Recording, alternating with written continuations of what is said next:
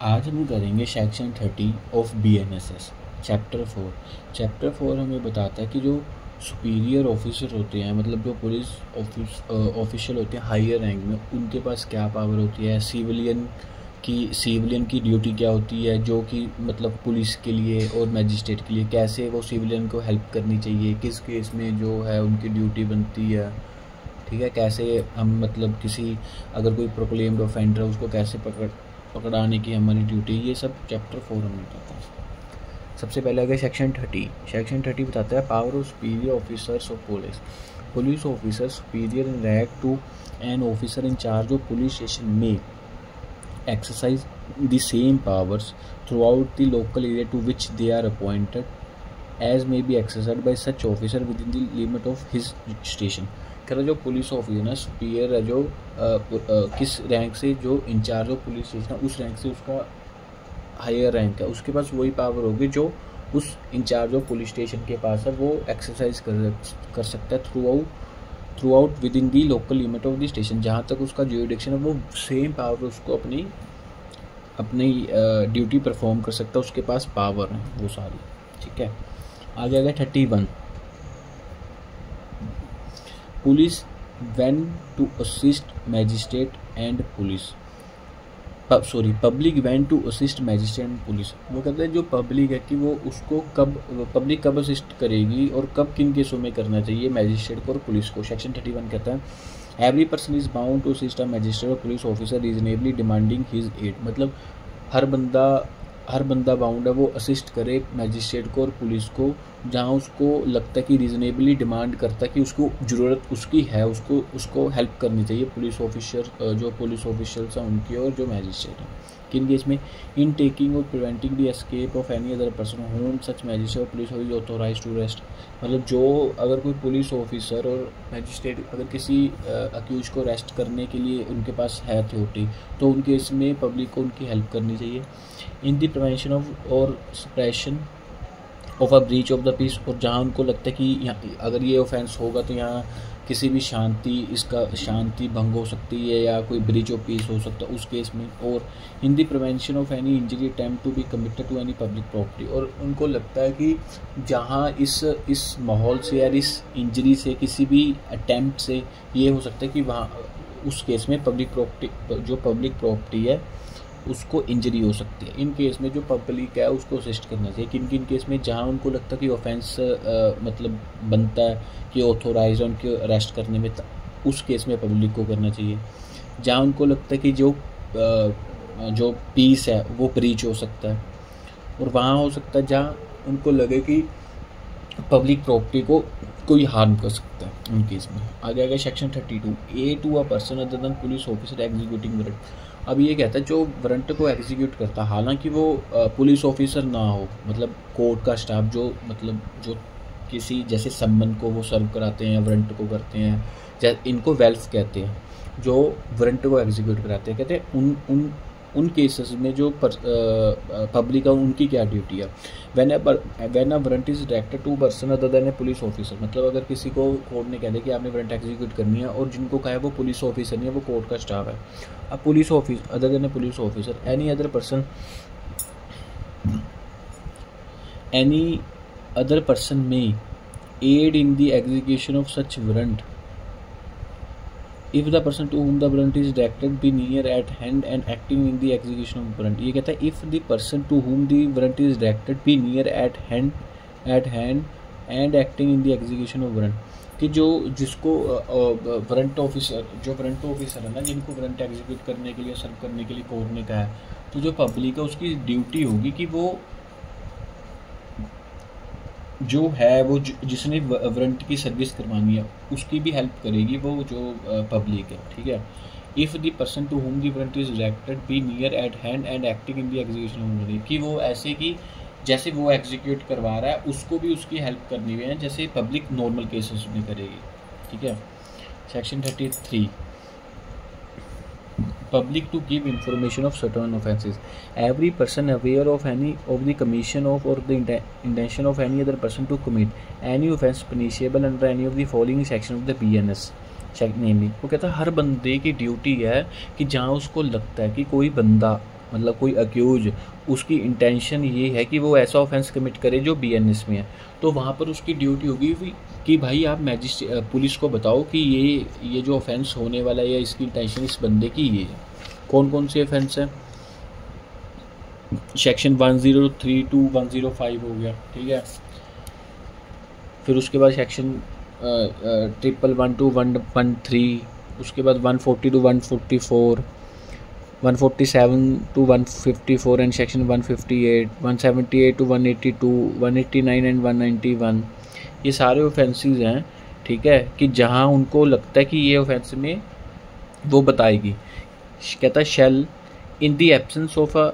reasonable excuse the burden of proving which excuse shall lie upon the accused so aware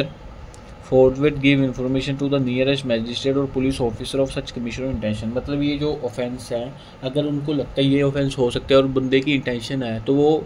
assist करेंगे, उनको बताएंगे police officer को या magistrate को। For the purpose of this section the term offence include any act committed at any place out of India which would constitute an offence if committed in India. वो कहता है अगर वो बाहर भी ऑफेंस हो रहा है ना, तो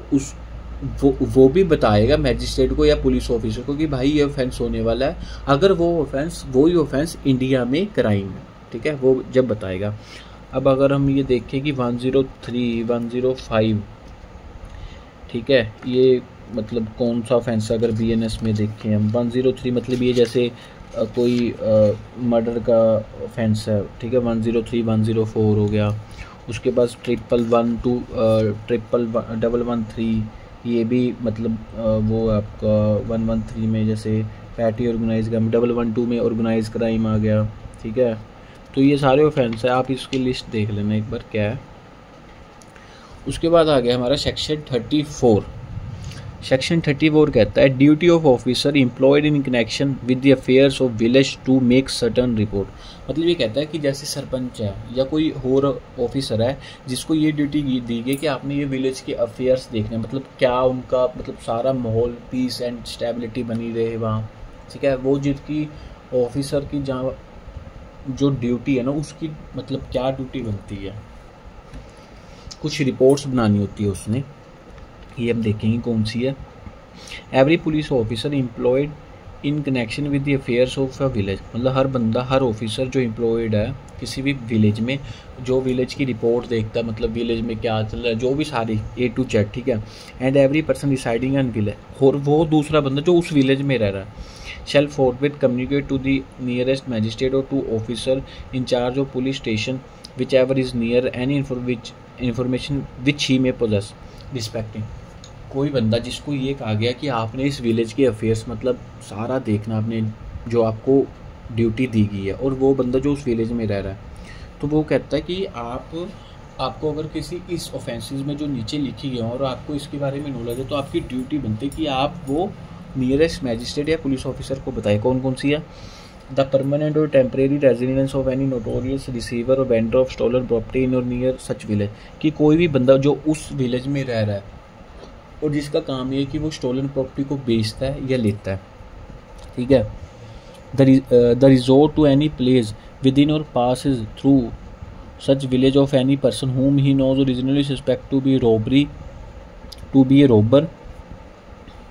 escape convict of proclaimed offense, कि जो बंदा उनको लगता है कि भाई ये बंदा तो रॉबरी करता है, ठीक है, या वो प्रोक्लेम्ड ऑफेंडर है, या वो भागा हुआ है,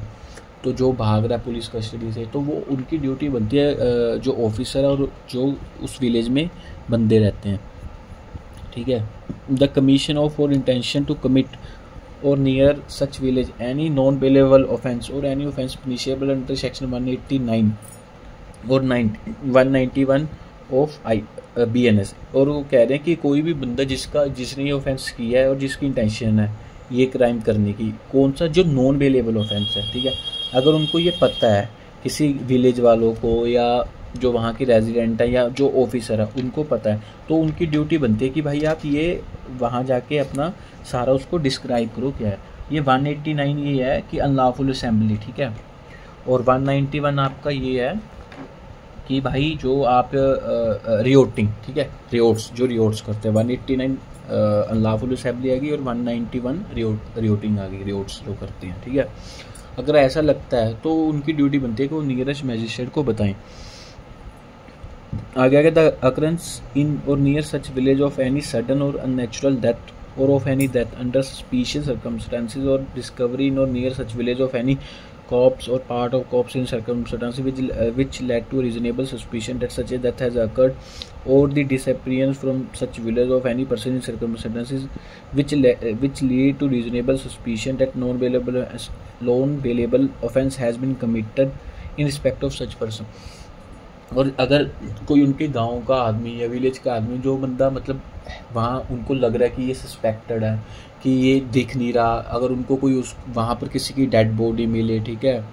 या किसी की वहाँ अननेचुरल डेथ हो जाए, ठीक है, और उनको लगता है कि इस मतलब कोई ऑफेंस किया है, किसी ने इनका मर्डर किया है, या कुछ ऐसा लगे कि इनकी अगेंस्ट कोई उस बंदे के रिस्पेक्ट में कोई नॉन अवेलेबल ऑफेंस है। सपोज करो किसी की कोई बंदा 10-15 दिन से गायब और नहीं मिला, तो वहाँ उनकी ड्यूटी बनती है वो पुलिस को बताएं। अगर वहाँ उनको कोई डेड बॉडी मिलती है या कुछ ऐसा मिलता है कि उनको लगता है कि ये मतलब नॉन अवेलेबल ऑफेंस हो सकता है इससे, तो वो कहते हैं उन केसेस में उनकी ड्यूटी बनती है वो उसको कोर्ट को या पुलिस ऑफिसर को बताएं। आगे आ गया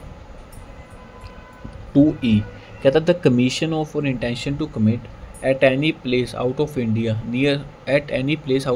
near such village